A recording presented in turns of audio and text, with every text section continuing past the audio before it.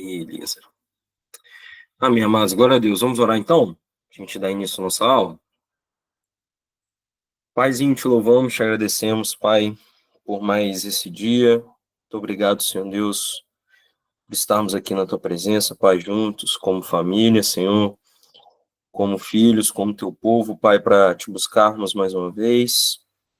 Colocamos nossas vidas, Pai, nossa mente, nosso coração diante de ti, Pai. Por graça e misericórdia, esteja conosco, Pai. Ministra nossos corações, Senhor Deus, que essa aula de hoje venha trazer clareza, Pai, trazer entendimento, para que possamos crescer um pouco mais na graça e no conhecimento de quem Tu és, Pai. Entender mais um pouco os mistérios da Tua palavra, Pai. Estamos tentando, Senhor Deus, compreender quem Tu és, Pai.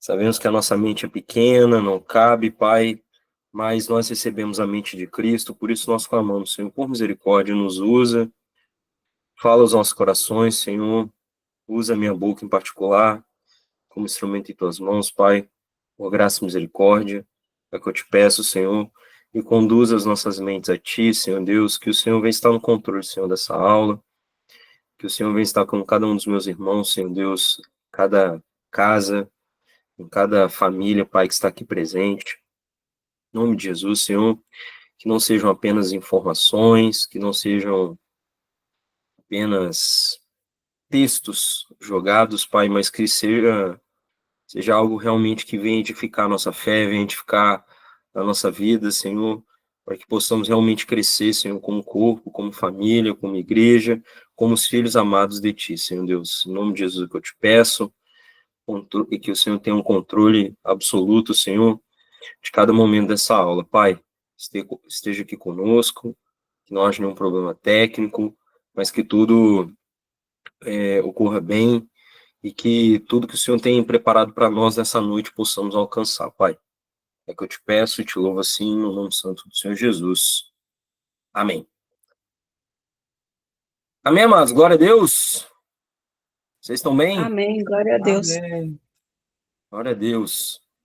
Amados, hoje a gente vai então continuar, né? A gente vai, na verdade, encerrar o nosso tema, né, sobre predestinação e livre-arbítrio. O objetivo hoje nosso é fechar tudo, né? Nós falamos de várias coisas, e hoje o objetivo é nós finalizarmos, né, o entendimento, reunir tudo que a gente desenvolveu aqui.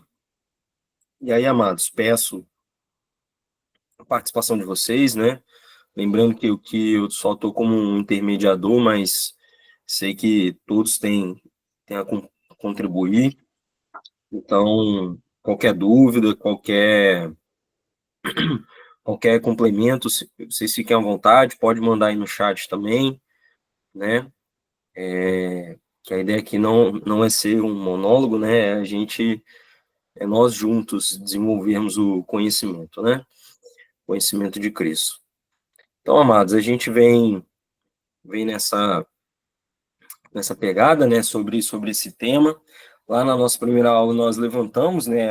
O dilema que a gente conhece, né? Infelizmente, hoje vemos muitas discussões teológicas que não chegam a lugar nenhum por causa de interpretações, né, do que a Bíblia diz sobre a predestinação e livre-arbítrio, e isso mistura um pouco com filosofias e conceitos teológicos e tudo mais, e a gente sabe que tudo isso não traz edificação, né, essa discussão pela discussão, só para ver quem está certo, quem está errado, né, isso aí não leva a lugar nenhum, mas a gente levantou o dilema, né, a gente falou por que há essa discussão, né, falando sobre textos que, vamos dizer assim, apontam um para um lado, o outro para o outro, né, mas nós chegamos à conclusão, e o que nós vamos reforçar hoje, é que tanto a predestinação quanto o livre-arbítrio são duas realidades, duas verdades que a palavra afirma, né, e que nós precisamos entender que elas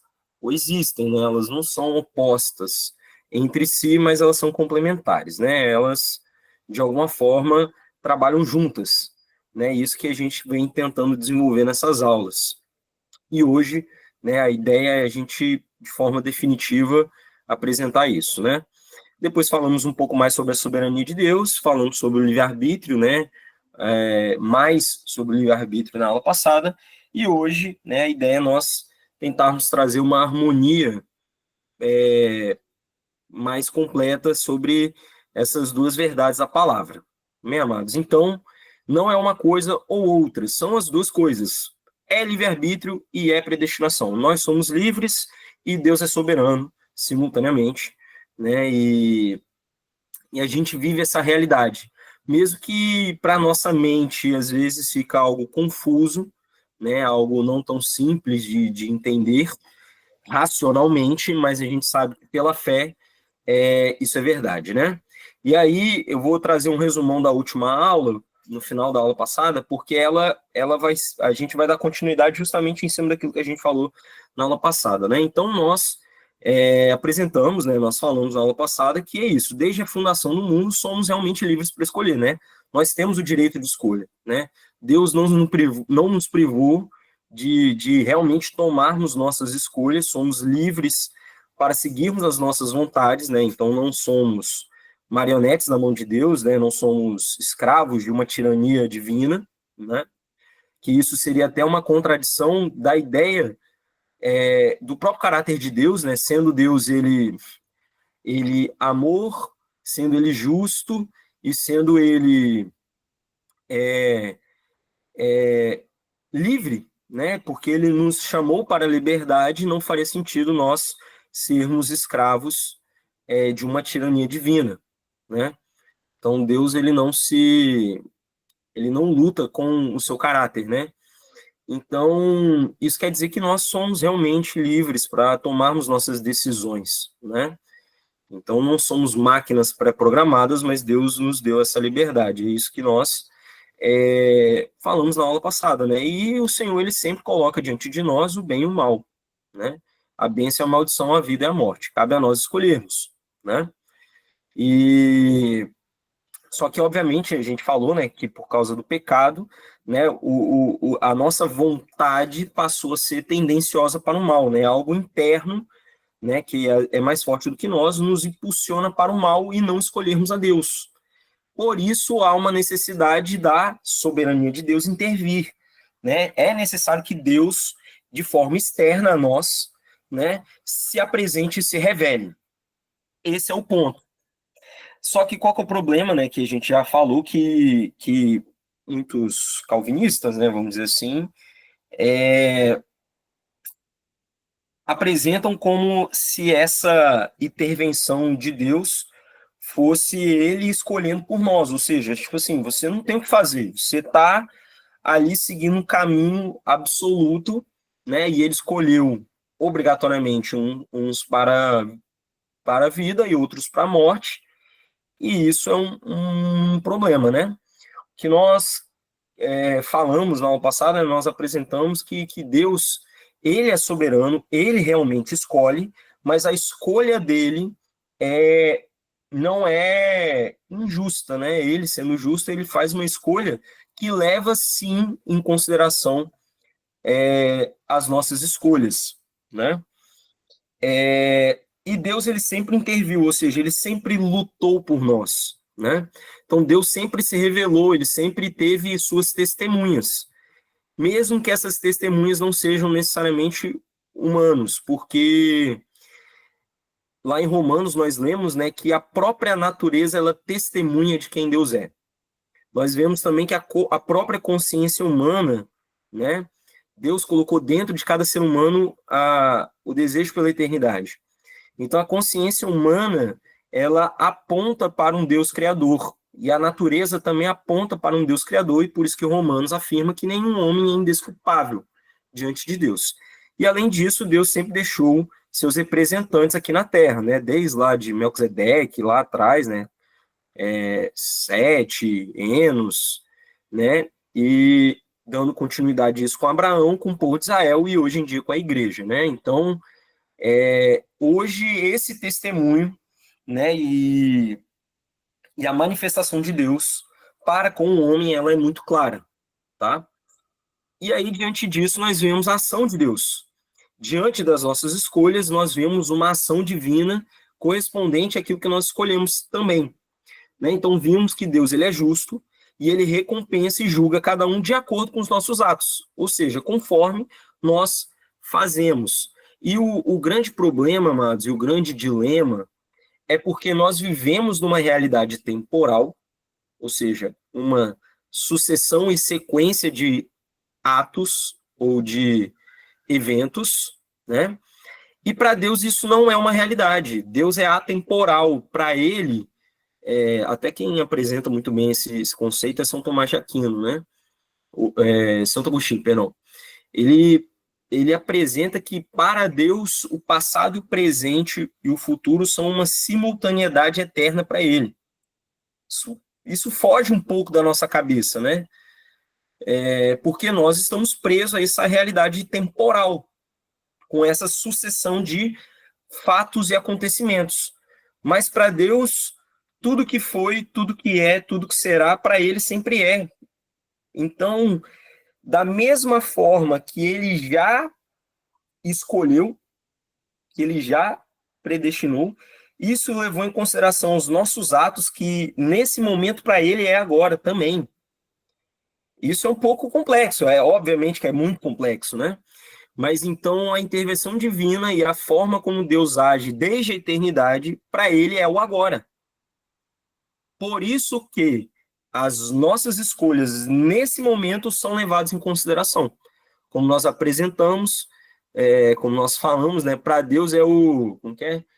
É o futuro do pretérito, né?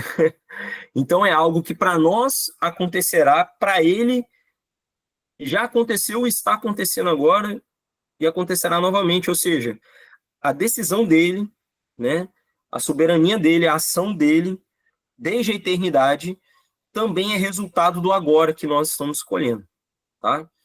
Então, as bênçãos são para aqueles que escolheram o bem e a vida, no agora, né, diante dessas escolhas que nós temos.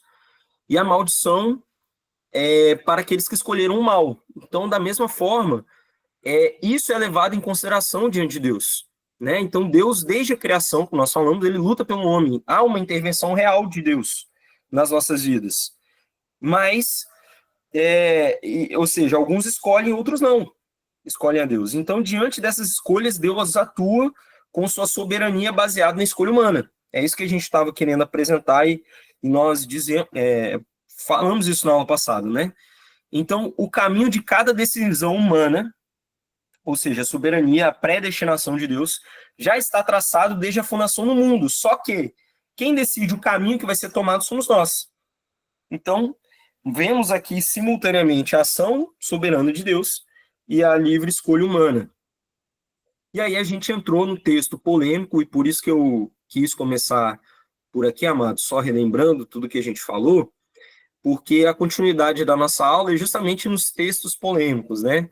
Lá de Romanos 9, né? Então, nós lemos o texto de Romanos 9 e vamos desenvolver um pouco mais sobre isso, né? Que fala o seguinte, ó, com efeito a escritura diz ao faraó, eu te suscitei precisamente para mostrar em ti o meu poder e para que meu nome seja celebrado em toda a terra. De modo que ele faz misericórdia a quem quer e endurece a quem ele quer. Dime-as, então, por que ele ainda se queixa? Quem com efeito pode resistir à sua vontade? Mas, exatamente, quem és tu, ó homem, para discutires com Deus? Vai a casa à obra dizer ao artífice, por que me fizeste assim?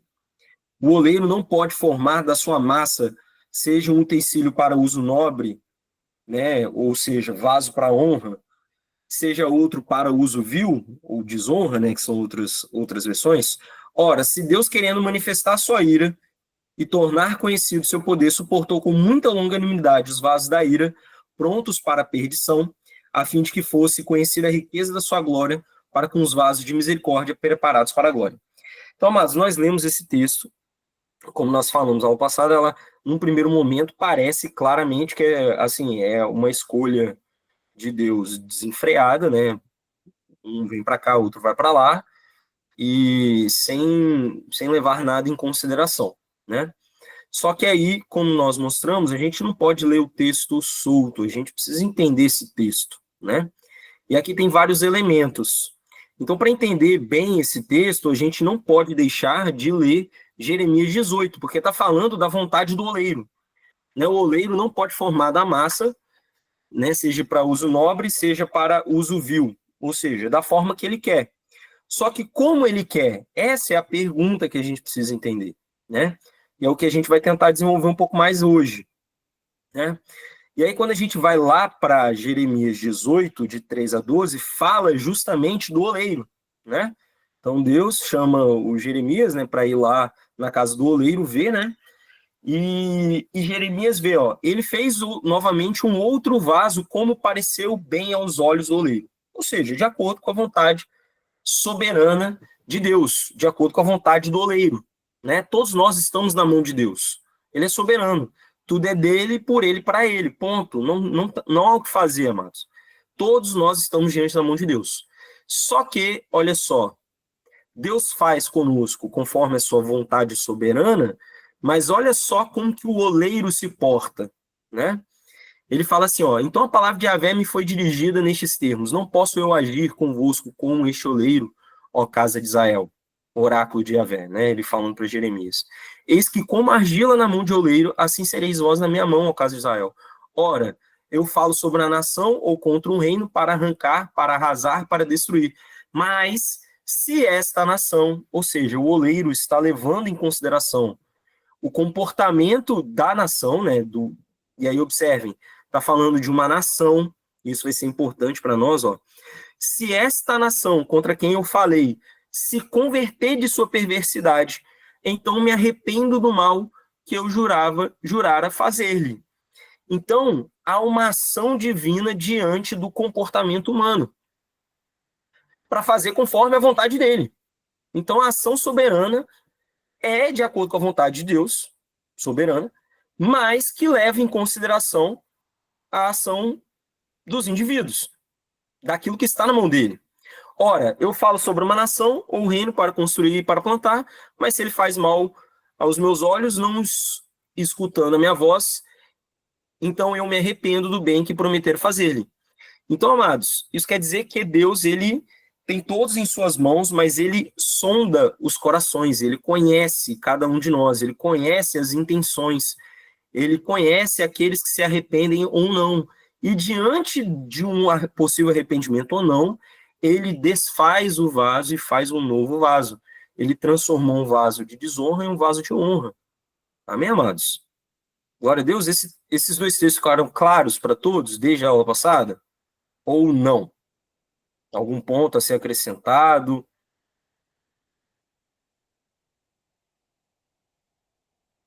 Tá claro, amados? Me ajudem aí. Sim. Beleza. Então vamos seguir. Né? Então, nós vimos então que existe uma harmonia entre a soberania de Deus e a liberdade humana, e a escolha do homem, né? Escolher a bênção e a maldição, se tornar vaso de honra para desonra, isso cabe a nós, é individual.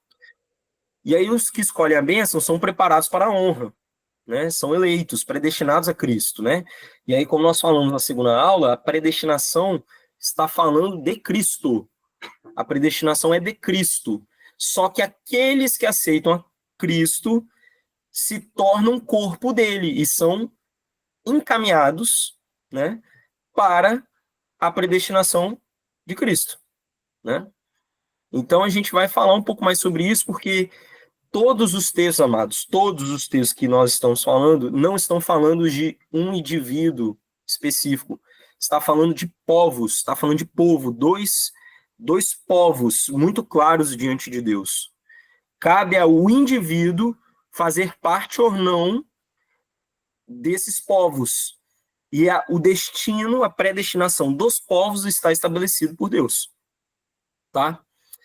Enfim, a gente vai desenvolver mais sobre isso. Ó, os que escolhem a maldição estarão prontos para a ira. Tá?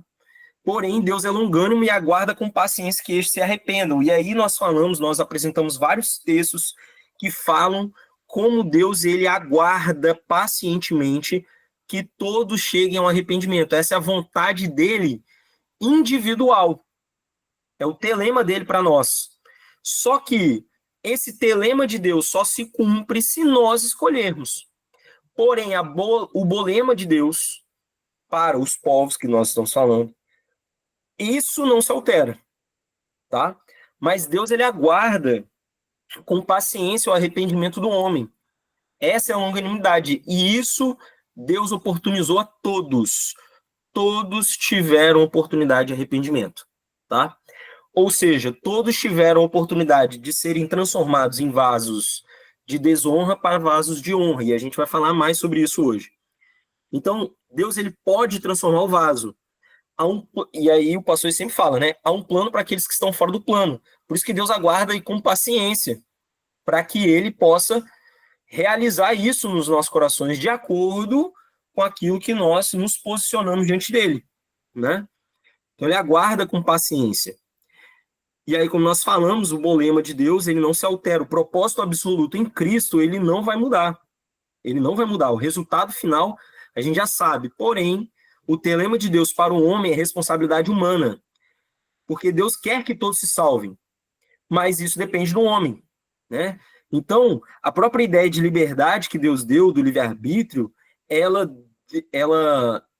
demanda, vamos dizer assim, essa questão de que o homem tem direito de escolher, né? Então, Deus, ele realmente colocou uma responsabilidade para nós, né? E aí, como nós falamos, ó, Deus, ele continua soberano, mesmo nós tendo o direito de escolher, Deus, ele é soberano absoluta em todas as possíveis escolhas que teríamos. Então, diante de nós, e a gente vai falar mais sobre isso também, diante de nós, a bênção e a maldição estão agora, nesse momento, existindo simultaneamente, até que eu defina para qual caminho eu vou. Se eu for por um caminho, a soberania de Deus vai atuar. Se eu for por outro caminho, a soberania de Deus também vai atuar. Então, tanto um quanto o outro, Deus está agindo de forma soberana e eu estou escolhendo junto. Ou seja, o resultado de cada caminho já está definido e eles coexistem até que a nossa decisão seja tomada. E aí, amados, eu vou dar alguns exemplos disso para tentar trazer mais clareza sobre essas coisas. Então, tudo isso foi o que a gente falou na aula passada.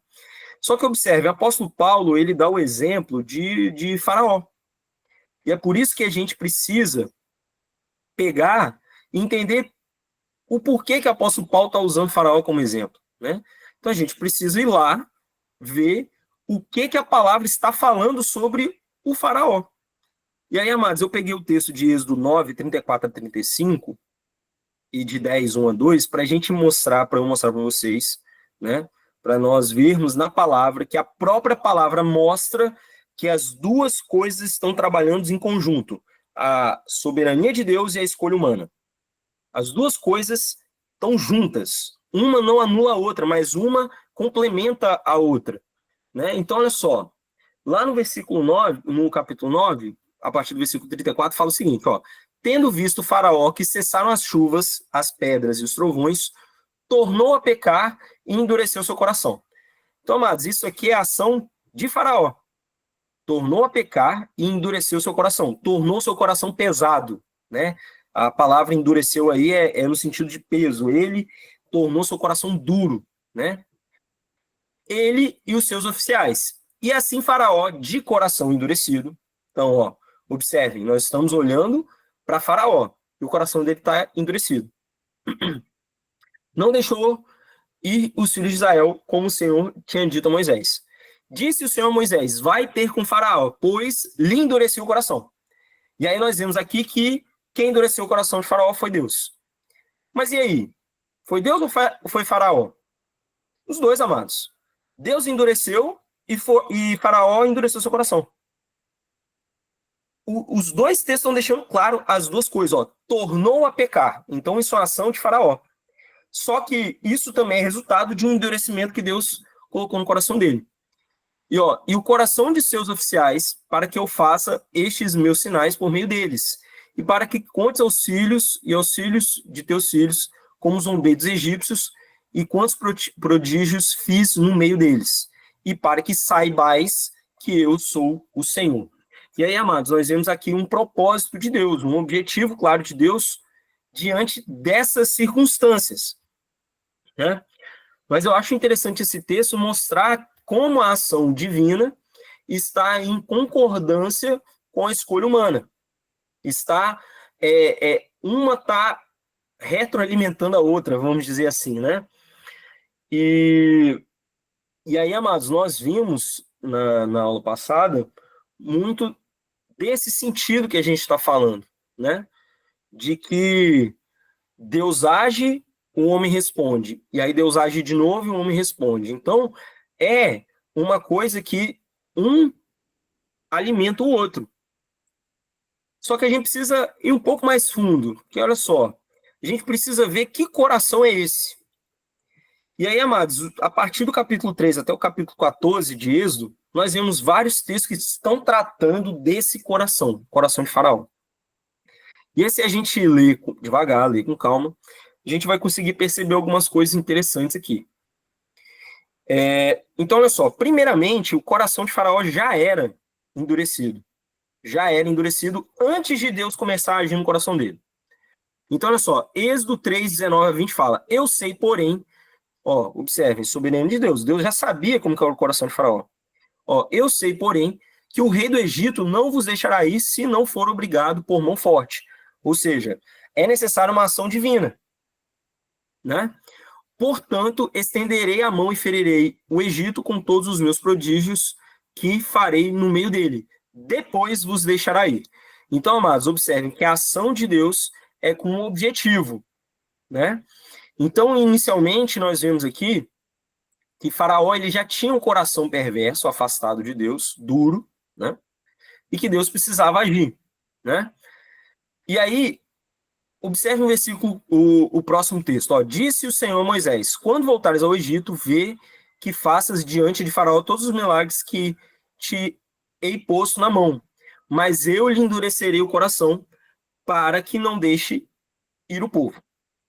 Então nós vemos aqui uma resposta de Deus diante do tipo de coração que Faraó tinha, né?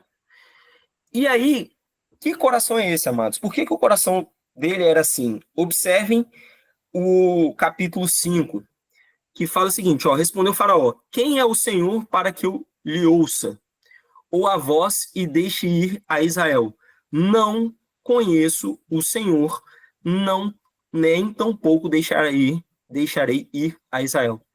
Então, amados, lembra que a ação de Deus, ele age e ele aguarda, né, ele espera com paciência e longanimidade, agindo para que todos cheguem ao arrependimento. Então, Faraó, ele não sabia quem era Deus, ele não conhecia Deus. Então, foi necessário que Deus fizesse o que ele fez, endurecesse o coração de Faraó, para que Faraó pudesse conhecer a Deus.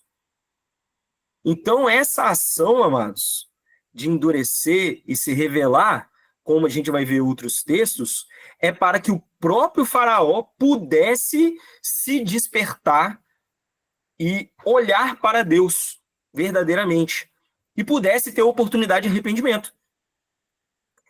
E aí, amados, a gente vai ver nos textos que é justamente isso, conforme Deus ia endurecendo o coração de Faraó, mais Faraó estava próximo da vontade de Deus. Aí a questão é, ele iria se arrepender ou não? Isso aí a gente vai debater, né? A gente sabe que ele não se arrependeu no final. Mas isso não quer dizer que ele não teve oportunidade, de que Deus não tentou mudar o coração dele, né? Tudo isso que foi feito foi justamente uma iniciativa da parte de Deus, não só para se revelar ao povo de Israel, mas se revelar ao próprio Faraó. E aí, né, o capítulo 7 fala a mesma coisa, ó, eu, porém, endurecerei o coração de Faraó e multiplicarei na terra do Egito os meus sinais e as minhas maravilhas.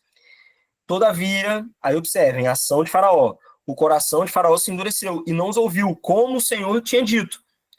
E aí, olha só o que o Senhor fala do coração de Faraó. O coração de Faraó está obstinado, recusa deixar ir o povo. Então, amados, de novo, aqui, assim, para mim ficou muito claro, pelo menos, como as duas coisas são reais. Deus endurecendo, mas o coração obstinado de Faraó. Só que conforme Deus ia endurecendo o coração de Faraó, mais Deus se revelava ao próprio Faraó e mais Faraó cedia à vontade de Deus, para que ele pudesse manifestar sua glória e o objetivo final, o bolema de Deus, se cumprisse, independente da escolha de Faraó, se ele escolhesse a Deus ou não. E aí, amados, olha só, para fechar e mostrar essa ideia que eu estou querendo mostrar para vocês, eu trouxe o mesmo texto em duas versões diferentes para mostrar como, que lembra, a gente tem problemas de traduções, né?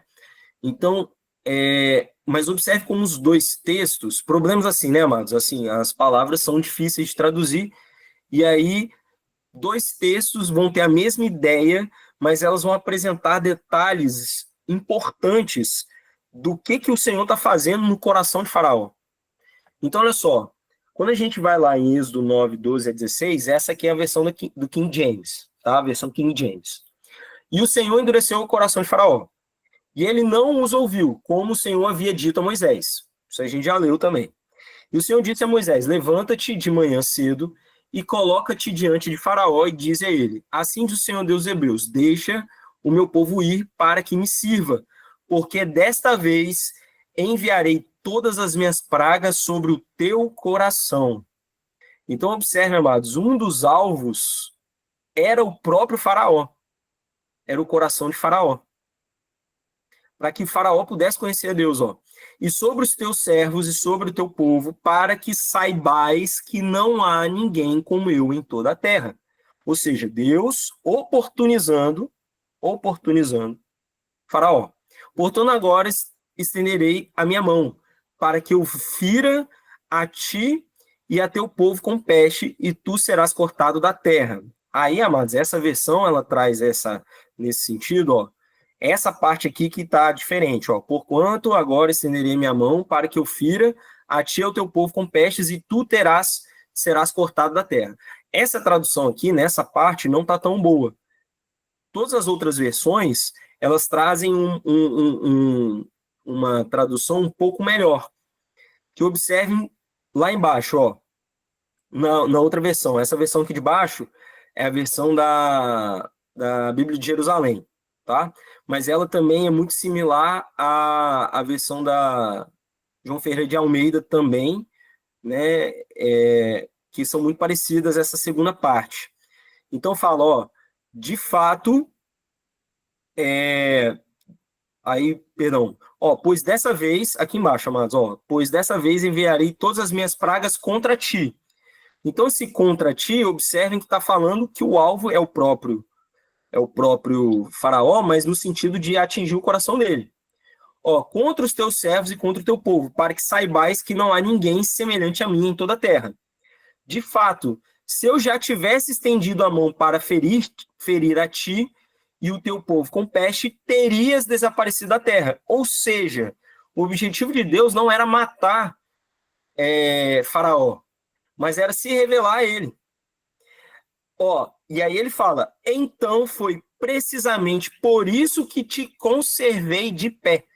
Então o endurecimento de Deus para Faraó é nesse sentido, ó, por essa causa que te conservei de pé. Lá na outra versão está falando, por essa causa eu te levantei. Nesse sentido, de permanecer ali, ó, fazer com que o próprio Faraó ver o meu poder, ver o poder de Deus, ó. E na outra versão fala, para mostrar o meu poder em ti. E para que o meu nome seja proclamado em toda a terra. E aí a segunda parte é a mesma coisa. Então, para que o meu nome seja declarado em toda a terra. Então, amados, observem que Deus estava agindo para libertar o povo, né, para que o nome dele fosse proclamado em toda a terra, mas que Faraó pudesse ter a oportunidade de reconhecer a Deus como Deus único e verdadeiro. E ele reconheceu, porém, ele não se arrependeu dos seus pecados, que é vários outros textos falando sobre isso. Então, o que a gente enxerga no coração de Faraó? Faraó já tinha um coração duro e obstinado, alheio a Deus, afastado de Deus, né? Ele não conhecia Deus. Só que aí nós vemos nos vários textos, nós lemos uma ação conjunta e dinâmica entre a ação soberana de Deus e as escolhas de Faraó. Um era uma resposta do outro. Ou seja, um alimentava o outro. Deus endurecia, Faraó ia endurecendo. Ou seja, há uma dinâmica entre Deus e o homem, né? Deus age e o homem responde, né? E aí lembra, amados, isso é para o bem e para o mal também. Como nós lemos na aula passada o texto de Romanos, fala que Deus entregou os homens porque eles rejeitaram a Deus. Ou seja, uma ação soberana de Deus diante de uma escolha humana. Então vemos aqui essa troca, né? Essa ação conjunta. E aí a gente pode pensar o coração de Faraó como se fosse um ferro sendo forjado, ó. Deus endurecia o coração de Faraó, ou seja, batia, era uma soberania de Deus, e ao mesmo tempo o material respondia a essa ação de Deus sendo endurecido, ou seja, e Faraó respondia endurecendo o coração, ou seja, escolha humana. Então nós vemos aqui as duas coisas de forma dinâmica atuando. E aí nós vemos os objetivos de Deus com Faraó, que Faraó conhecesse a Deus e pudesse se arrepender, ou seja, era uma oportunidade, né? Só que cabia ao próprio Faraó escolher ou não. E aí, obviamente, a vontade soberana e absoluta de Deus, o bom lema de Deus, iria se cumprir, que era o quê? Libertar o povo de Israel, com ele escolhendo Deus ou não. Ponto. Ó, e a manifestação da sua glória para aqueles que pertenciam a ele. Ou seja, o propósito de Deus. Então, como nós lemos lá no texto de Romanos, Deus levantou alguns vasos da ira para que nesses vasos Deus pudesse se manifestar para que os vasos de honra pudessem reconhecer. Só que isso não impede, como nós lemos no texto de Jeremias, que um vaso de desonra seja transformado em um vaso de honra. Esse é o ponto que eu quero mostrar para vocês, amados. Então, Deus, em sua soberania, levantou Faraó, manteve ele firme naquela posição para que eles pudessem revelar sobre ele, que era um vaso de desonra, para receber a ação divina. Para que Deus pudesse se manifestar a ele, que era um vaso de ira, que poderia se transformar em um vaso de honra, e para aqueles que já eram de Deus, ou seja, o povo escolhido de Deus. Então, amados, vemos aqui claramente as duas coisas atuando juntas, e eu não sei se está deixando claro. Só que aí, como eu falei com vocês, amados, a gente observa que a cada endurecimento, cada ação de Deus ao coração de Faraó, mais próximo da vontade de Deus Faraó estava. E nós vemos com o caminhar do texto que Faraó estava com o coração endurecido, mas quanto mais endurecido o coração de Faraó estava, mais ele liberava o povo. E aí ele começou a negociar. Vai só os homens. Não, depois vai só vai os homens e as crianças, mas deixa o gado. Não, pode ir todo mundo agora. E nesse meio tempo ele já estava reconhecendo que ele estava pecando, ele já reconhecia o pecado dele diante de Deus e reconhecendo que Deus era soberano verdadeiramente. Porém, ele nunca se arrependia. Mesmo diante do reconhecimento do pecado, ele não se arrependia verdadeiramente. Ou seja, ele permanecia no lugar de vaso de desonra, vaso de ira, né? Isso aconteceu com quem? Que a gente vai ver também. Com Esaú e aconteceu também com Saul. São exemplos de que reconhecem a Deus, ou seja, Deus se revelou, Deus se mostrou, eles passaram a enxergar, tiveram oportunidade de arrependimento, mas eles não quiseram se arrepender, mesmo cada vez mais próximos desse Deus, próximos no sentido de clareza, de poder escolhê-lo, né? Só que eles rejeitaram. E aí, isso que eu queria mostrar. Faraó teve a oportunidade de se arrepender, mas escolheu rejeitá-lo. Isso está lá em Êxodo 14, 3-5, que depois de ele ter pedido para o povo de Israel ir e orar por ele, isso lá em Êxodo 12, depois leiam Êxodo 12, 30-32, quando os primogênitos morrem, que Faraó manda ir e pede para que ele rogasse por ele. Depois, ele percebendo que o povo de Israel estava no deserto, ele mesmo falou bem assim, ó, eles estão perdidos. Aí o coração dele voltou a endurecer, aí o Senhor fez o quê? De forma definitiva, endureceu o coração de Faraó, para que Faraó, né, perecesse lá no Mar Vermelho. Enfim, amados, então nós vemos aqui a dinâmica desse coração, que é o exemplo que o apóstolo Paulo deu em Romanos 9. E aí, amados? que vocês acham? Alguma dúvida? Ficou claro? Falei muito rápido? Entendi. Tá tranquilo, Renato, tá bem claro. Amém. Glória a Deus. Então, amados, eu acho que quis trazer esses textos, tanto de Jeremias 18, quanto os próprios textos falando sobre o coração de Faraó, para trazer mais clareza ao texto de Romanos 9. Né? Porque quando a gente lê o texto de Romanos 9 solto, realmente você vai ir para um caminho de predestinação absoluta, né? Sem que o homem tenha qualquer tipo de escolha. Sendo que a palavra mostra que não é assim, tá? Mesmo Deus sendo soberano. Ou seja, uma coisa não fere a outra, né? Muito bem, amados. E aí a gente precisa voltar no próprio texto de Romanos 9, porque o exemplo de Faraó é uma continuidade da argumentação de Paulo, que começou falando sobre Jacó e Esaú. Então comecei com o texto falando de Faraó, porque foi o que a gente usou na aula passada. Mas a gente precisa agora aprofundar um pouco mais no próprio texto de Romanos 9, porque tem mais coisas para a gente entender, né? Quando a gente vai para Romanos 9, a partir do versículo 10 até o versículo 16, a gente ainda está falando também de uma eleição, né, de uma escolha de Deus, e está relacionada a Jacó e a Esaú. E aí a gente precisa ler com calma, né, mais um pouquinho sobre isso, para a gente entender mais um pouco sobre essas questões da escolha soberana de Deus, da eleição, né? Então, Romanos 9, de 10 a 16, fala, e não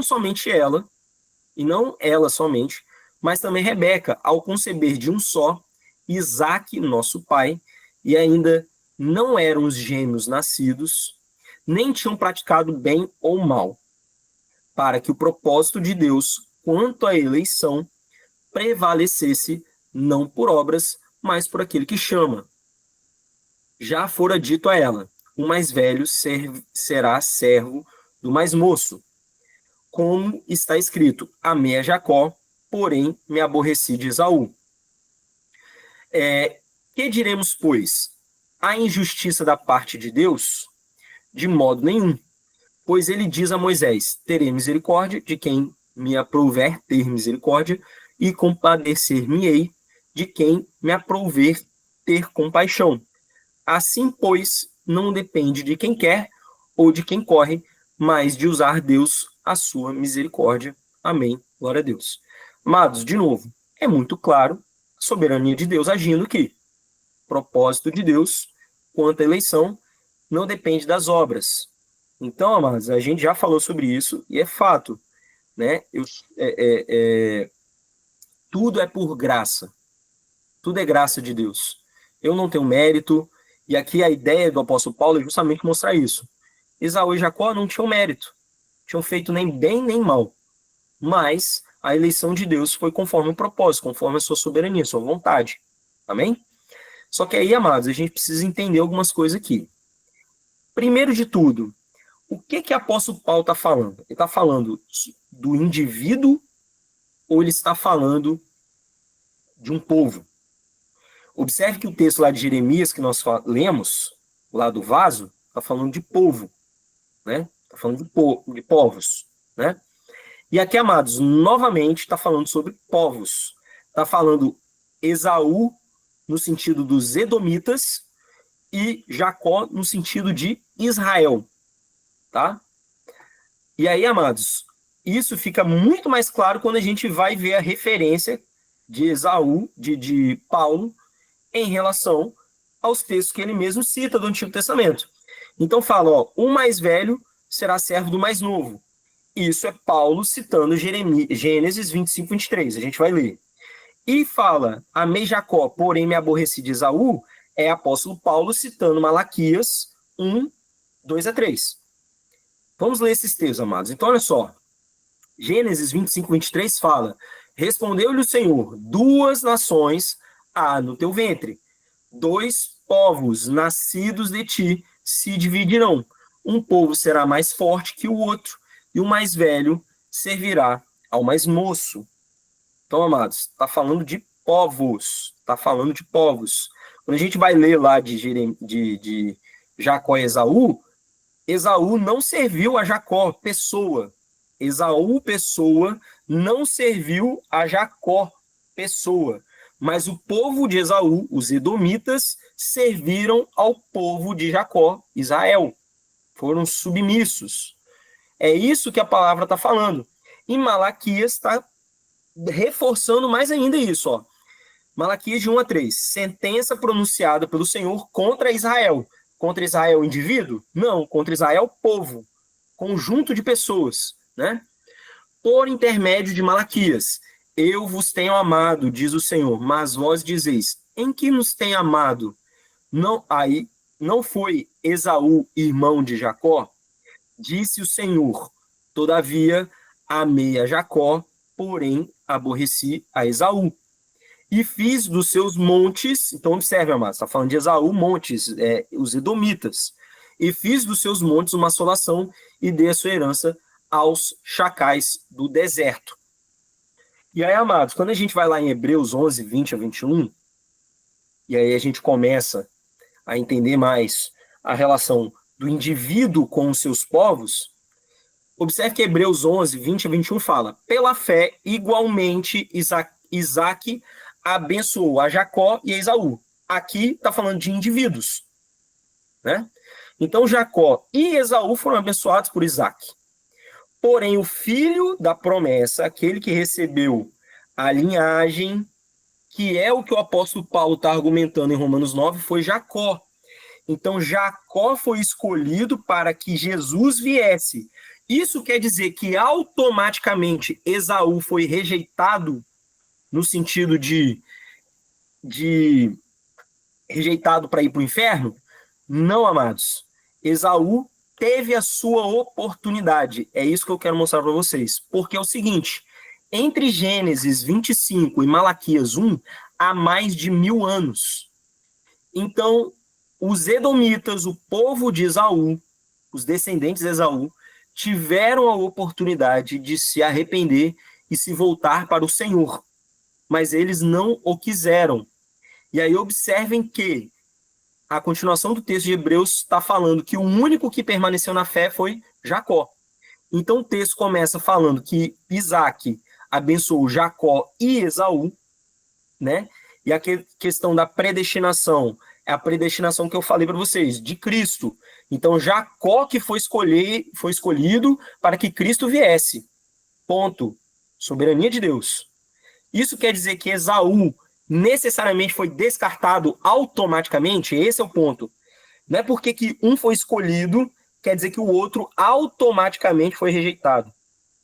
Não.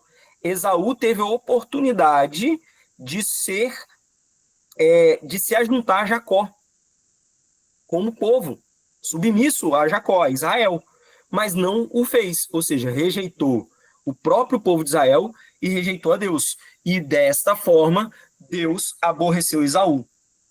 Nesse sentido, de que posteriormente, depois das oportunidades dadas por Deus ao povo de Esaú, eles não se arrependeram. E por isso Deus os rejeitou e destruiu, acabou com os edomitas. Né? Os edomitas não existem hoje mais. Só que o texto de Hebreus fala, pela fé, Jacó. Então o único que permaneceu na fé foi Jacó, Esaú não. Então o único que se arrependeu foi Jacó, que é o que o texto bíblico apresenta. Jacó se arrependendo e Esaú não, indivíduo. E qual que foi a consequência? Que os seus povos refletiram essa decisão primária. Então, pela fé, Jacó, quando estava para morrer, abençoou cada um dos seus filhos de José e apoiado sobre a extremidade de seu bordão, adorou. Enfim, então está falando aqui. Só que aí, amados, os textos estão falando sobre povos, mas isso quer dizer que Esaú não teve sua escolha? Não. Nós vemos claramente também que o próprio Esaú, como indivíduo, ele decidiu rejeitar a Deus, porque ele desprezou a primogenitura, como está lá Gênesis 25, 34, está falando agora de indivíduo. Então, desprezou Esaú o direito de primogenitura. E aí Hebreus traz o entendimento disso aqui. Por que que Esaú desprezou porque ele era impuro e profano, ou seja, ele rejeitou a Deus e se desviou. Ó, nem haja, aí Hebreus 12, 16 e 17 fala, nem haja algum impuro ou profano como foi Esaú. Aí agora está falando como indivíduo. Então o povo dele é uma consequência, os descendentes dele seguiram o mesmo caminho do progenitor, né, de Esaú. Ó, o qual por um repasto vendeu o seu direito de primogenitura, pois sabeis também que posteriormente, ou seja, foi dado tempo para ele, querendo herdar a bênção, foi rejeitado. Por que que ele foi rejeitado? Posteriormente, não naquele momento inicial. Foi rejeitado, pois não achou lugar de arrependimento. Então, para aqueles que não se arrependem, aí sim eles são rejeitados. Mas isso não quer dizer que não houve tempo para arrependimento, que Deus não oportunizou. Deus sim oportunizou, mas não foi encontrado lugar de arrependimento para ele. Embora com lágrimas tivesse buscado. Foi a mesma coisa com Faraó. Faraó, ele entendeu mentalmente, mas não se arrependeu. Não teve lugar de arrependimento no coração dele. E por isso ele e o Egito foram rejeitados por Deus, né? Então, amados, quando a gente vai ler Romanos 9, que está falando sobre a predestinação, e Efésios 1 e 2, amados, aí não lê só um, tem que ler o contexto. Esses textos do apóstolo Paulo, amados, está falando claramente sobre povos. Está falando sobre uma predestinação de povos, tá? Está falando de Israel e os gentios. E os dois textos que nós lemos, de Paulo citando sobre Esaú, está falando sobre Edom, os descendentes de Esaú. Esse povo foi rejeitado por Deus depois de mais de 1000 anos de oportunidade. Período entre Gênesis 25 e Malaquias 1. Ou seja, a longanimidade de Deus para arrependimento, para todos. Amém, amados?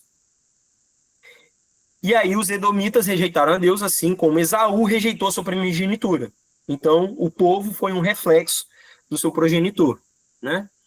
E aí a gente conclui o quê? Que a predestinação de Deus é para povos, não para indivíduos, é coletivo. Como eu falei com vocês, amados, a nossa predestinação é em Cristo. Nos tornamos povo de Deus. E aí nós somos inseridos em Cristo e alcançamos a predestinação do próprio Cristo. E a gente vai falar mais sobre isso. Então a gente vê, amados, dois tipos de povos que são simbolizados por pessoas. Obviamente, pessoas que seguiram caminho relacionados a esses povos. Lembra que o pastor Fernando ele sempre fala isso, e é uma verdade. Deus olha para a terra e não vê indivíduos, um de cada vez. Ele vê dois homens. Ele vê Adão e vê Jesus. Ponto. Os perdidos em Adão e os salvos em Cristo. É isso que Deus vê. É isso que Deus leva em consideração. Cabe a nós escolhermos fazer parte de qual povo. É isso que está. Então, a predestinação à soberania de Deus está diante desses dois caminhos. O destino final de um povo e o destino final de outro povo. Cabe a nós usar a nossa liberdade para nos encaixarmos na predestinação de cada um desses povos. Então, nós vemos aqui, ó, os que rejeitam e não se arrependem são os edomitas, que é o exemplificado por Esaú. O Egito, que é exemplificado por Faraó. Os ímpios, que seriam representados pelo anticristo. Da mesma forma, aqueles que aceitaram e se arrependeram. Nós temos os exemplos. Jacó, né, que seria o povo de Israel. Israel, representado por Moisés, né, lá no Êxodo, né, os paralelos. E agora a igreja em Cristo. E aí, amados, por que eu estou falando sobre isso? Porque quando a gente vai lá em Romanos, e complementando com Efésios, a gente precisa lembrar o que, amados? Todos inicialmente são vasos de ira. Todos.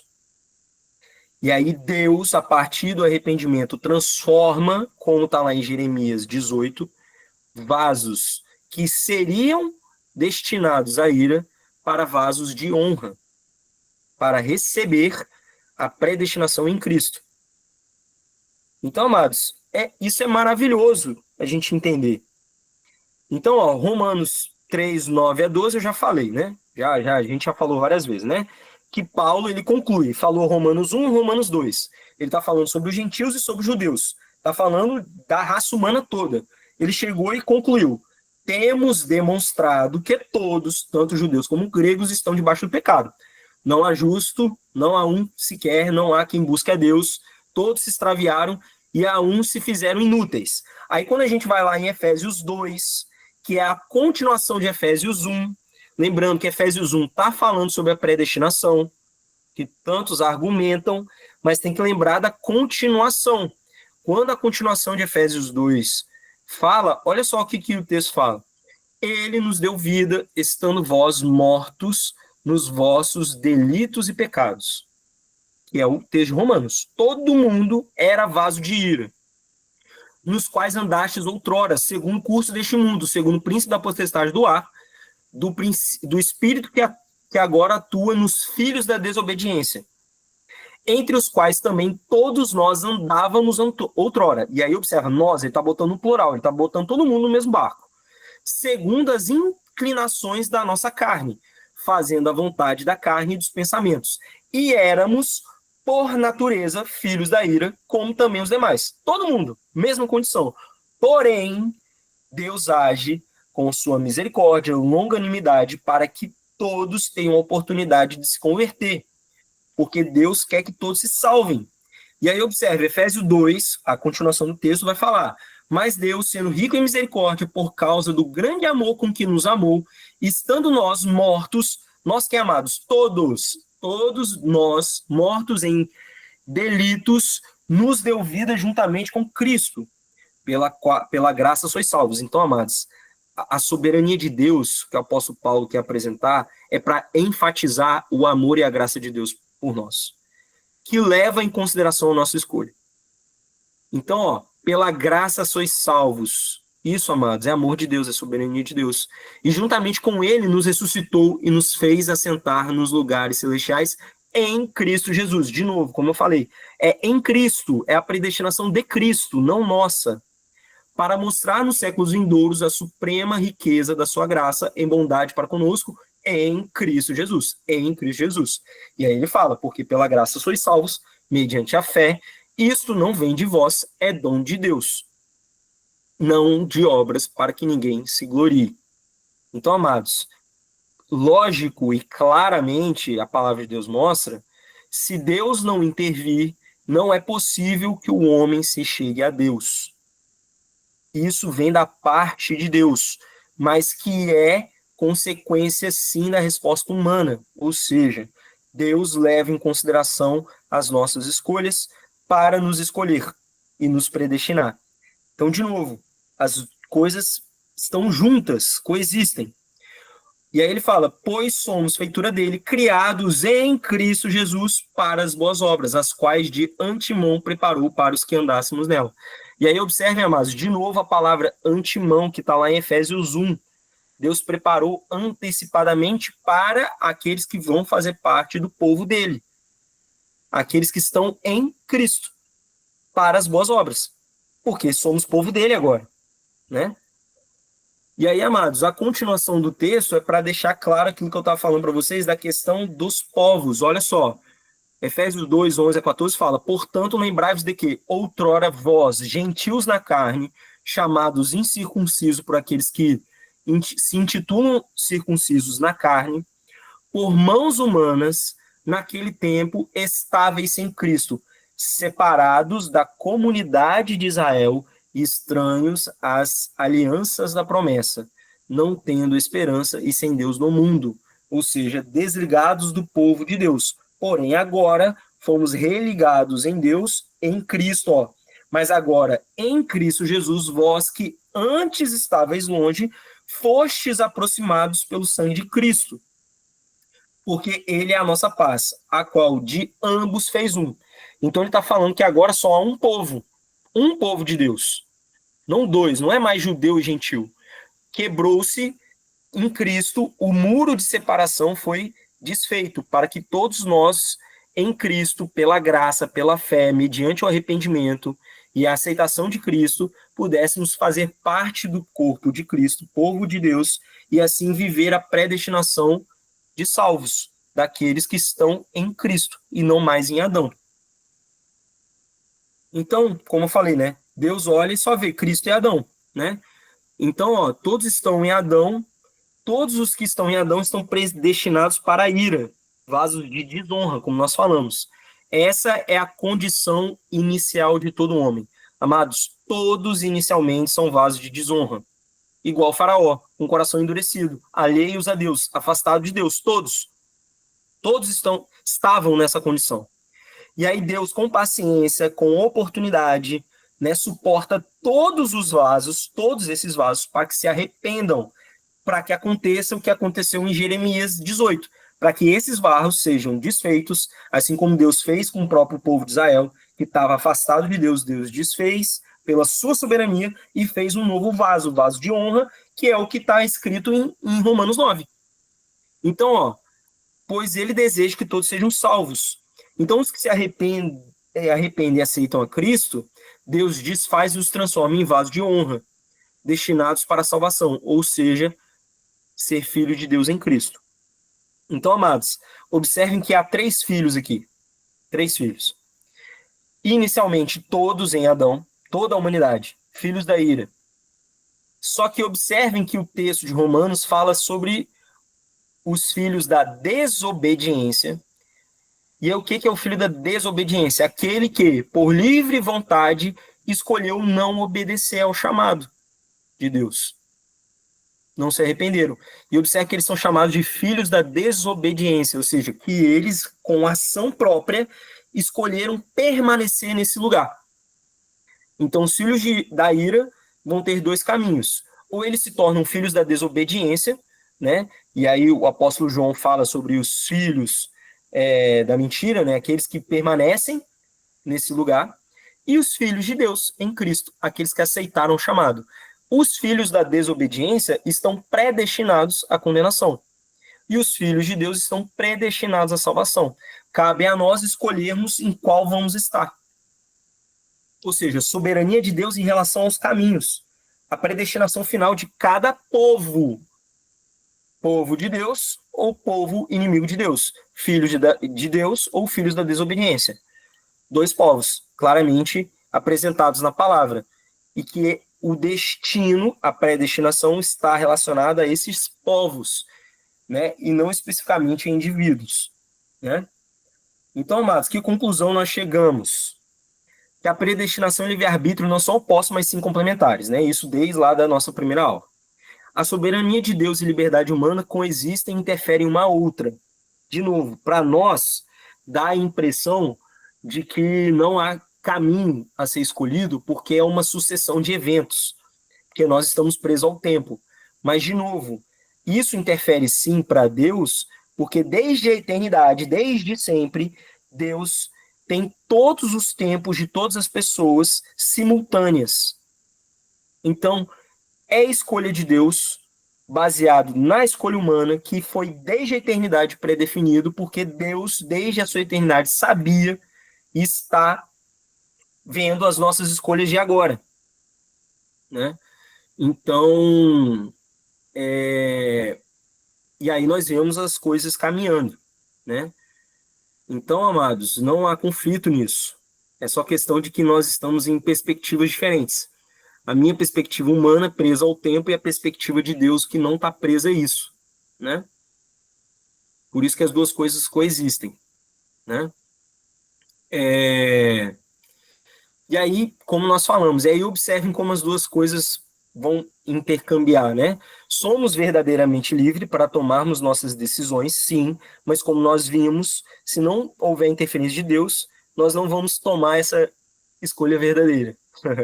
Mas Deus interfere diretamente nas nossas vidas, pois Ele tem um domínio sobre tudo e todos. Deus é justo e santo. Ele escolhe, de acordo com a sua vontade, conforme a sua vontade soberana. Porém, essa escolha depende sim da decisão humana, que é o que nós estávamos apresentando nas outras aulas. Então, Deus é soberano em todos os caminhos que podemos decidir, mas a decisão desse caminho é nós que vamos escolher, baseado na interferência de Deus, tanto para o bem quanto para o mal. Então, a predestinação de Deus, como nós falamos, é para um povo, dois caminhos, a bênção e a maldição. O bolema de Deus nunca será alterado, a vontade, a soberania de Deus nunca será alterado, independente das escolhas individuais. Porém, o resultado final já está definido. O bolema de Deus não se altera, independente das nossas escolhas. Mas nossas escolhas são de acordo com as nossas vontades, livres.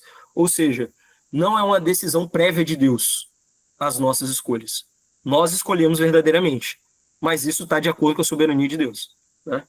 Então essa era a ideia geral. E aí, amados, só para finalizar, a gente está acabando, tá? Como vocês viram, a conclusão. Para eu tentar trazer mais clareza, eu espero que fique mais claro, né? Pelo menos na minha cabeça ficou, porque a gente está trabalhando duas coisas que parecem ser opostas, como nós estávamos falando, né? Só que eu acho lindo e maravilhoso que quando a gente estuda, Deus nos permite enxergar como que ele age, né? E o próprio texto de Romanos fala sobre isso.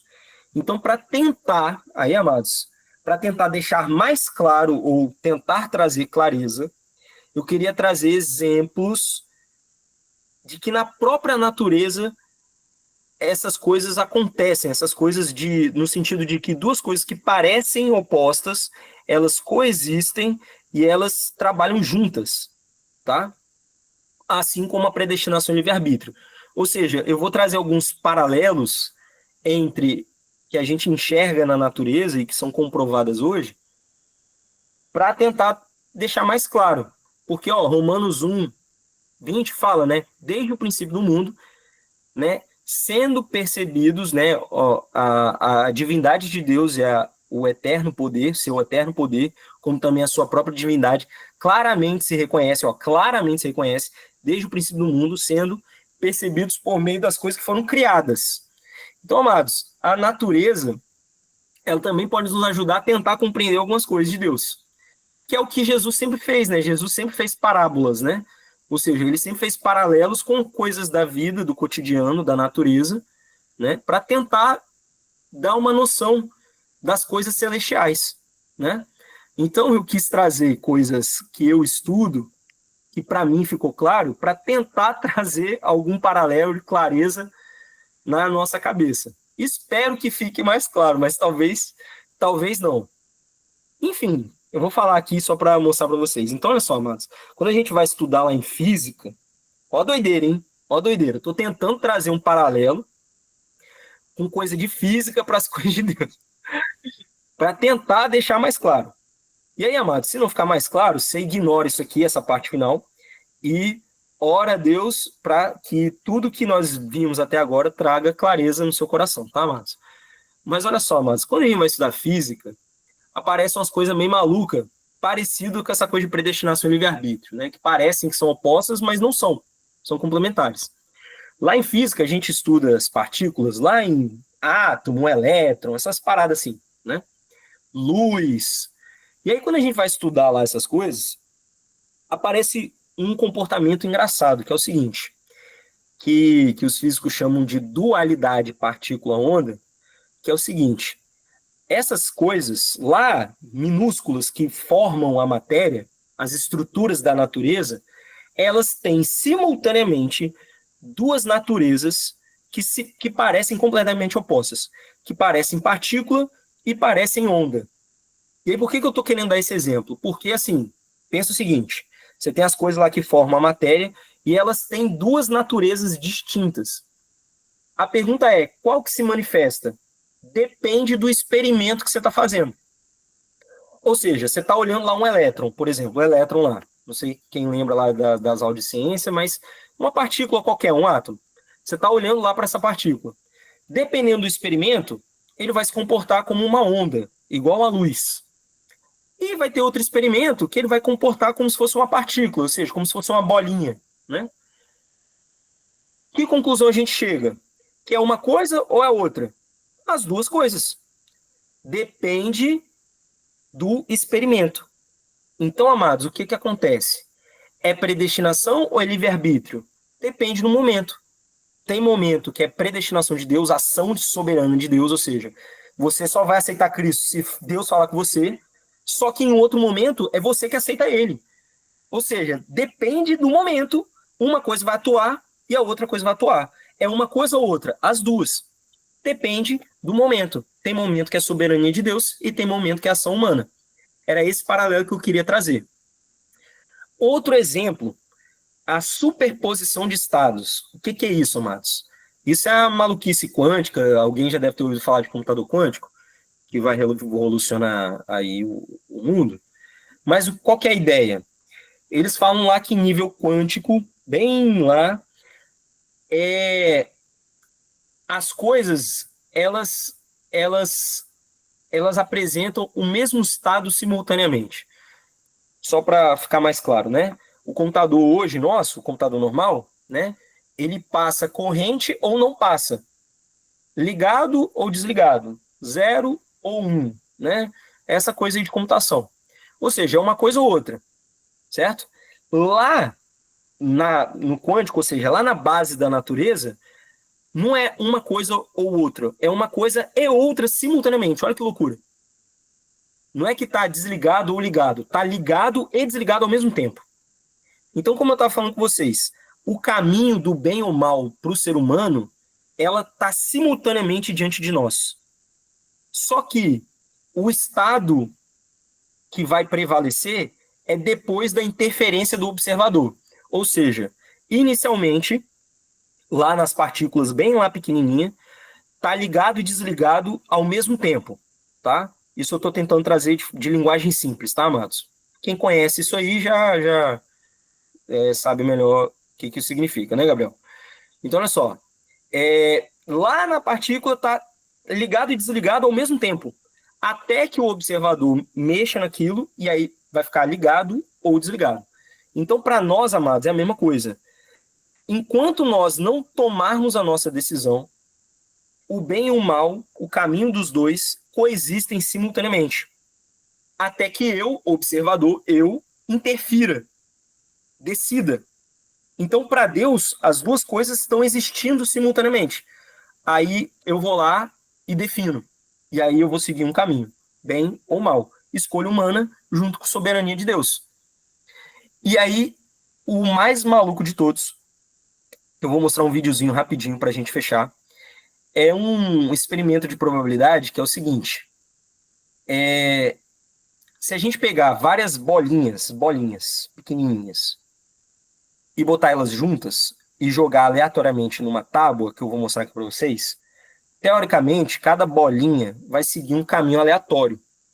Só que o engraçado é o seguinte, toda vez que eu faço esse experimento, o resultado final é o mesmo, sempre é o mesmo.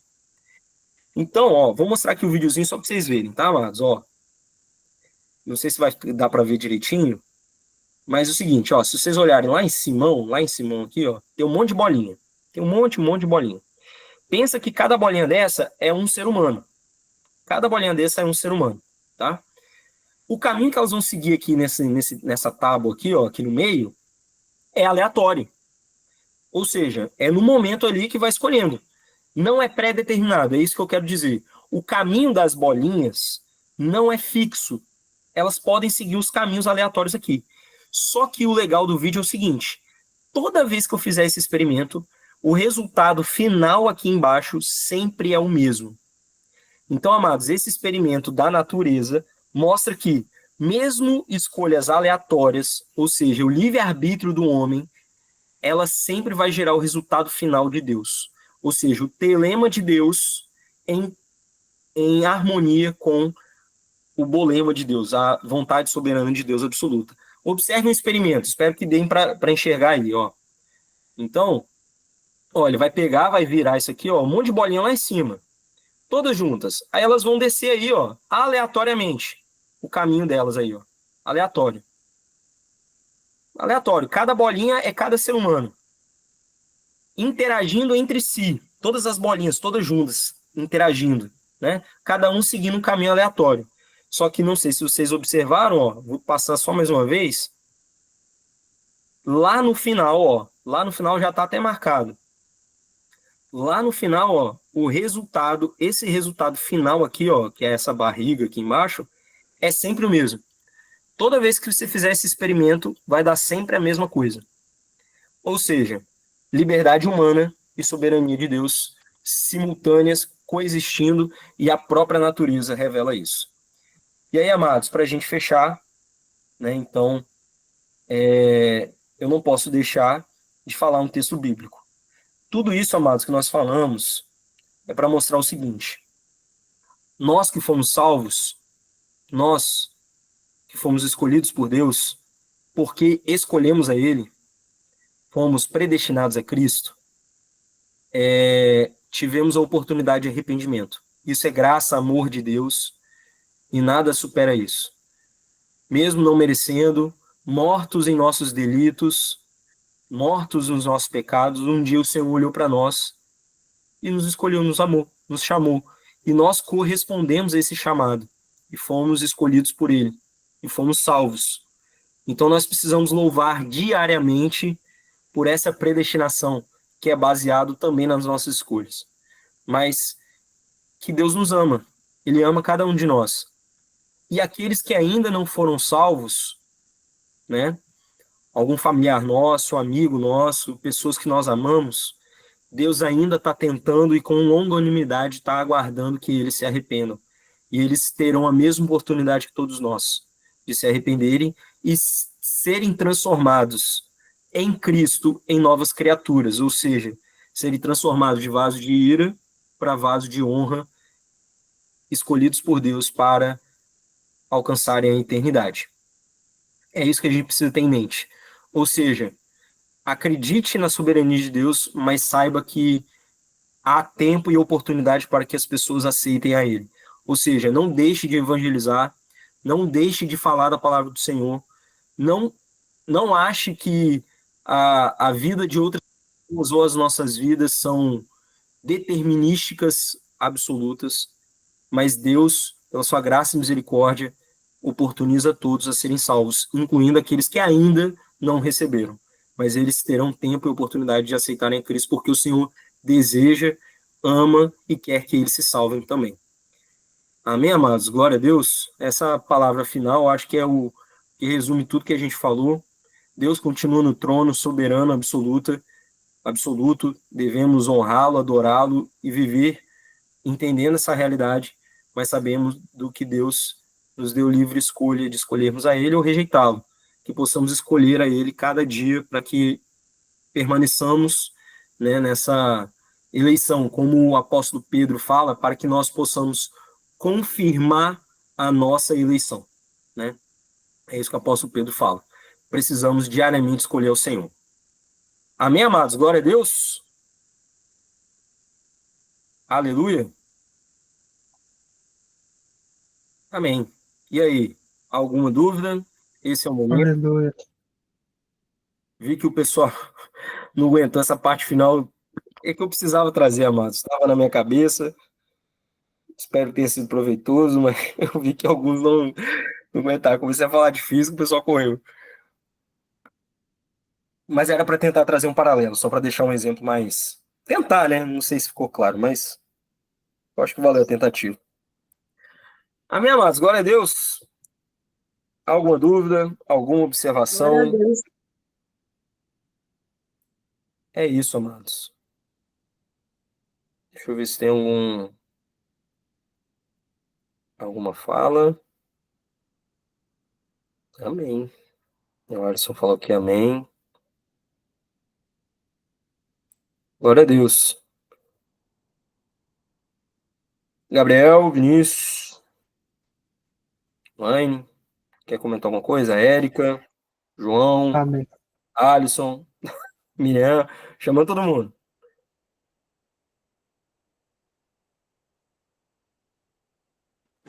Amém, mano. Glória a Deus. Muito boa aula. Não ficou muito espaço, assim, para perguntas, não. Foi bem. Foi bem explicada. Amém. Completo, talvez?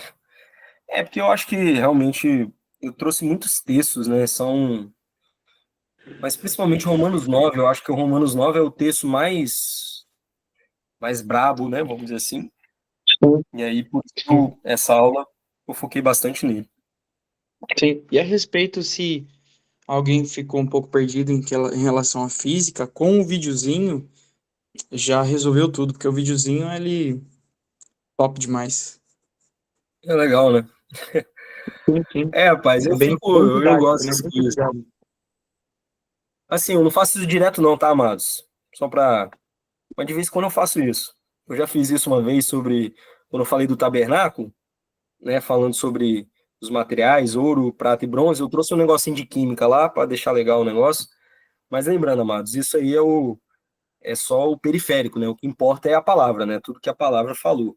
Ali era só, como eu falei com vocês, para tentar trazer algum paralelo de algo que é muito complexo, mas que a própria natureza aponta essa realidade. Fala, minha irmã. Paz, boa noite. Eu Paz. perdi um pouco da aula, porque nas quinta-feira, desde semana passada, eu estou com umas questões resolvendo, sobre uma questão da minha irmã de saúde, né? Então, semana passada também eu perdi a aula, não deu, mas eu vou lá no YouTube para me participar, porque profundamente, como a gente tem recebido de Deus através dessas aulas e tem esclarecido muito, porque algumas dúvidas que a gente tinha sobre essa questão, né, de livre-arbítrio e de predestinação, mas foi poderosa da parte de Deus, assim, esclareceu muito, trouxe muito esclarecimento para nossas mentes, e assim a gente vê, né, soberania de Deus, o amor dele, né, insondável, infalível, mesmo como aquele final ali que você colocou ali, né, filhos da ira, filhos da desobediência, filhos de Deus, né? Então, assim, todos nós éramos filhos da ira, mas depende de nós escolhermos, né? A decisão Sim, está em nossas mãos, isso aí. né? Sermos predestinados para reinarmos com Cristo ou para condenação. Então, assim, Deus, pelo seu muito amor, ele nos dá a escolha, né? Porque, como o irmão falou, poderíamos todos nós ser como os robôs, né? Direcionados somente para um lugar, para uma direção só. Deus, ele com sua soberania, né? Ele é poderoso para, né? Para todas as coisas. Ele poderia fazer com que o homem servisse somente a ele, mas ele dá esse livre arbítrio, né?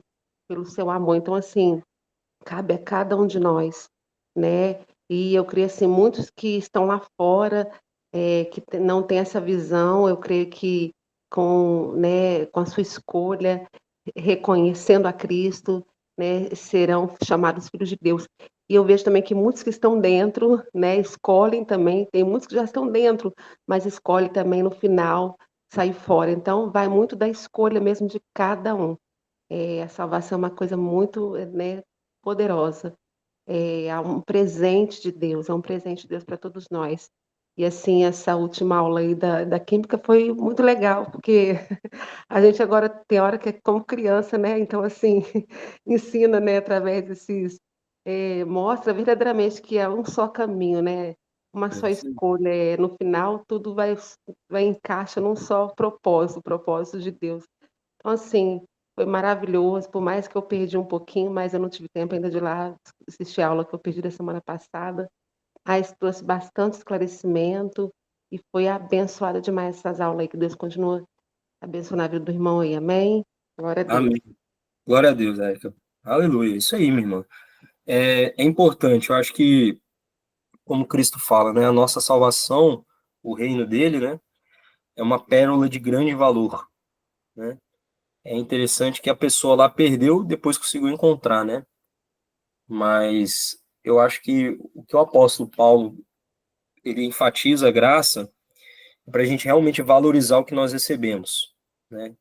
Que é realmente um presente de Deus, né? Vem da parte do Senhor. Então, o que o apóstolo Paulo ele quer chamar a atenção que não depende de quem você é, da sua classe, do que você fez, né? Esquecendo-me das coisas para trás, ficam, prossigo para o alto, para a soberana vocação em Cristo, né? É isso que o apóstolo Paulo fala.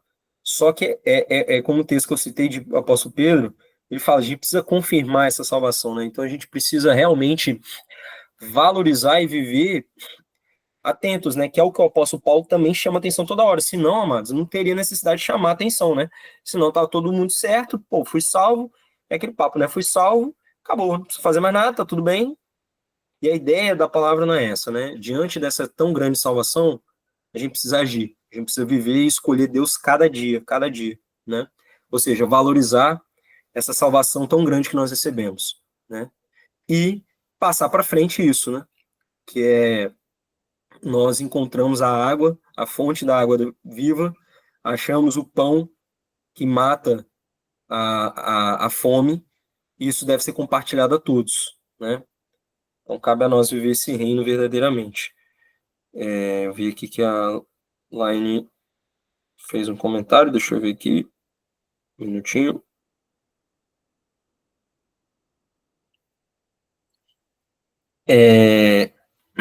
Ó, ela indicou um livro aqui, ó. Só deixar a indicação do livro, R6 Pro, A Verdade da Cruz. A Verdade da Cruz, né, o nome do livro. Ele aborda essa ideia de que Deus vê todos os seres humanos ou em Adão, mortos em pecado, ou em Cristo, vivos pela justiça. E é neste quesito que a predestinação se estabelece. Isso aí. Embora Sproul, não sei se eu estou pronunciando certo, tá? Embora Sproul seja declarado calvinista, nesse conceito de enxergar nossa predestinação em Cristo, vale a pena a leitura. Amém. Isso aí, predestinação em Cristo. Glória a Deus. E é isso, ele é como a gente está falando, né? A ideia que eu quis trazer é isso. Nós somos predestinados, há uma predestinação claramente na Bíblia. Amém. Mas que isso não interfere nas nossas escolhas, né? Então, a gente só precisa dosar, né, eu acho. Que a ideia era justamente trazer essas duas coisas. Mas, pô, vou até anotar aqui esse livro, hein? Então, amados, aí, ó. A Verdade da Cruz. R6 Pro. Vale a pena a leitura. E aí, é massa que a gente vê que isso não é de agora, né? Essa discussão. Quando a gente vai lá falar sobre Santo Agostinho, lá no comecinho já tinha essa coisinha, né? Essa questão da soberania de Deus, do livre-arbítrio, né? Essa discussão. Então, cabe a nós estudarmos cada vez mais para... Lembrando, amados, não é só pelo mero conhecimento, né? Eu acho que o objetivo todo de Deus, do apóstolo Paulo, é isso que a gente está falando aqui no final. É louvar o Senhor pela graça, nos rendermos à sua soberania e buscarmos a Ele viver cada dia mais para escolhermos a Ele cada dia mais para confirmarmos essa eleição que Ele nos deu, né? Acho que é isso. Amém, amados. Glória a Deus. Vamos encerrar, então. Vamos orar, né? Já deu 9h30. Glória a Deus. Vamos orar, amados. Paizinho, te louvamos, te adoramos, Senhor. Mais essa noite, muito obrigado, Pai, pela oportunidade que temos, Senhor, de nos debruçarmos na Tua palavra, de te buscarmos, Senhor. Queremos alcançar, Senhor, cada dia mais a Tua graça, conhecimento de quem Tu és, Pai, do verdadeiro Deus, o único verdadeiro Deus, que nos amou, que nos salvou, que nos chamou, Senhor, a essa tão grande salvação. Muito obrigado, Pai, porque o Senhor um dia nos tirou, Senhor, da nossa condição de pecado, da condição da ira em Adão, e agora transportados em Cristo, Pai, que possamos realmente valorizar, possamos realmente viver de acordo com essa salvação, Pai. Vivermos de acordo com esse caminho que o Senhor traçou para nós, Pai, que possamos a cada dia escolhermos a Ti, Senhor, verdadeiramente, usar o nosso essa livre escolha, Senhor, para escolhermos a Ti, Senhor, vivermos em espírito, não conforme a nossa carne, não conforme as nossas vontades. Nos ajuda, Pai, porque sabemos que sozinhos também não conseguimos, precisamos de Ti, precisamos da Tua graça soberana sobre nós, precisamos do Teu agir, mas queremos Te escolher a cada dia, Pai, e nos ajuda, Senhor, a viver o Teu reino. É o que eu te peço, todas essas aulas venham trazer esse entendimento, Pai, que não sejam apenas informações jogadas ao vento, Pai, mas que sejam algo, seja um ensinamento que venha nos transformar verdadeiramente, que venha nos levar mais próximos de Ti, Senhor. Que eu te peço, te louvo, te adoro por todas essas aulas, coloco diante de Ti o próximo tema, que seja para a Tua glória, que seja para a nossa edificação, para que todos nós juntos, como igreja, como corpo, venhamos Te conhecer cada dia mais. Pai, nos dê uma noite de paz e de descanso, continue conosco, que nós te pedimos e Te louvamos assim no nome do Santo Senhor Jesus.